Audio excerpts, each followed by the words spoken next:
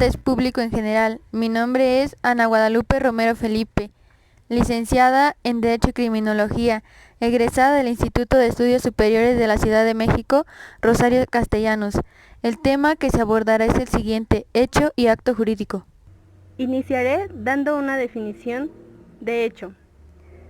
Cuando utilizamos el término hecho, entendemos de manera general cualquier modificación del mundo exterior o de la vida común. Por ejemplo, la caída de un árbol, conducir un automóvil, o cuando llueve.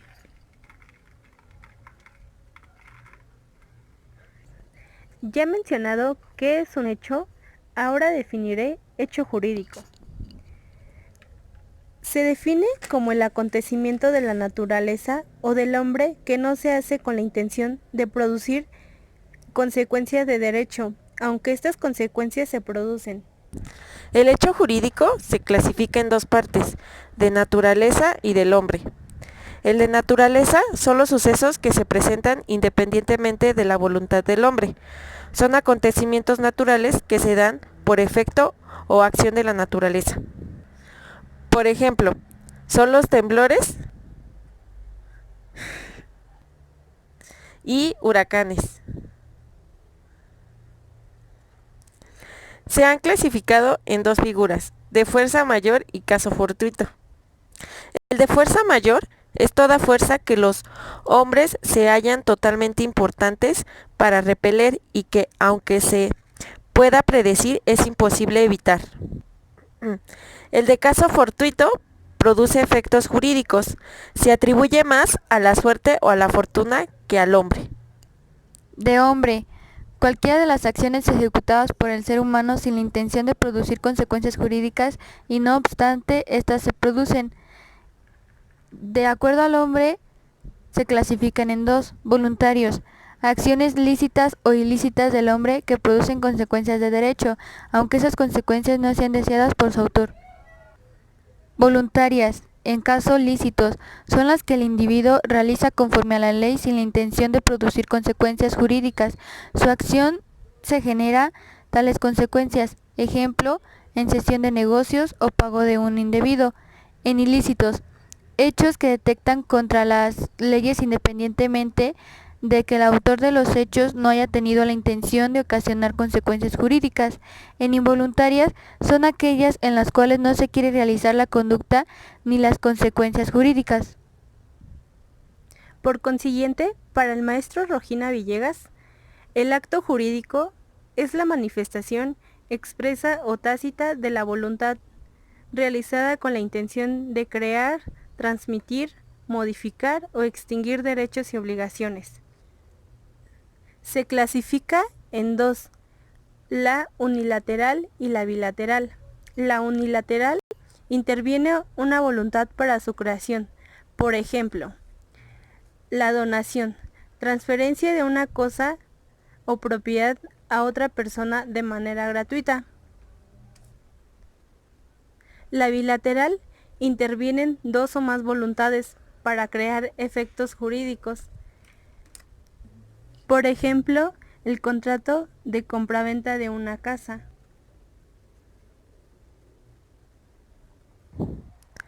Para esto es importante mencionar los elementos de existencia, ya que estos se consideran esenciales, de tal manera que si falta alguno de ellos, el derecho considera al acto jurídico inexistente. Debe contener los siguientes elementos de existencia: manifestación de la voluntad, objeto físico y jurídicamente posible, y solemnidad. El primer elemento es la manifestación de la voluntad del hombre. Es un acto individual, consistente en emitir una deliberación. Es la determinación individual de un sujeto, en tanto el consentimiento es el acuerdo de voluntades. Puede ser expresa o tácita. Es expresa cuando la voluntad se manifiesta por medio de las formas en que el hombre se comunica, es decir, en forma oral, escrita o por signos inequívocos. Es tácita cuando la voluntad se exterioriza mediante actos que la hagan suponer, es decir, mediante los cuales podamos inferir lógicamente su existencia.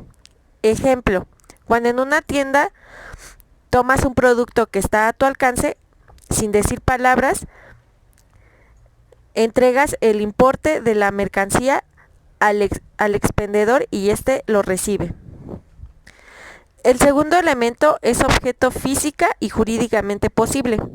Es físicamente posible cuando ninguna ley de la naturaleza constituya un obstáculo insuperable para realizar el acto jurídico.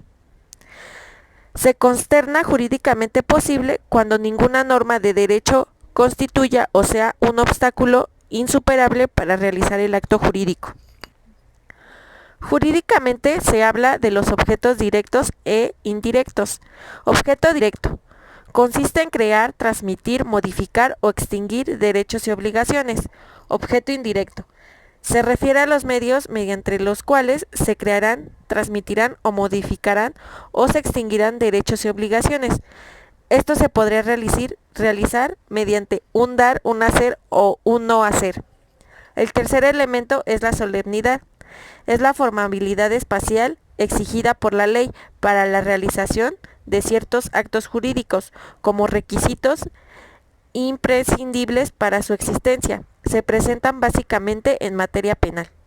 Cuando en un acto jurídico inexistente se considera la falta de alguno de los elementos antes mencionados, esto quiere decir que no se produjeron las consecuencias jurídicas deseadas. También existen elementos de validez. Garantiza la eficacia de los actos jurídicos. En requisitos, capacidad de las partes. Por ejemplo, de goce es aptitud que tiene la persona para ser titular de derechos y obligaciones. Y en ejercicio, aptitud para ejercer por sí mismos los derechos y obligaciones. De acuerdo con las de goce, un ejemplo es que se inicia en el nacimiento y termina con la muerte. De acuerdo al ejercicio, un ejemplo inicia en la mayoría de edad y termina en la muerte. En segundo término está la ausencia de vicios de la voluntad. En tercero, licitudes del objeto, motivo o fin del acto jurídico.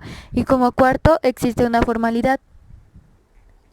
En conclusión, cuando un árbol cae sobre un carro, el hecho es la caída del árbol y el acto jurídico es ir a la aseguradora del carro para dar solución al problema. Con el ejemplo antes mencionado concluimos el tema. Gracias por su atención.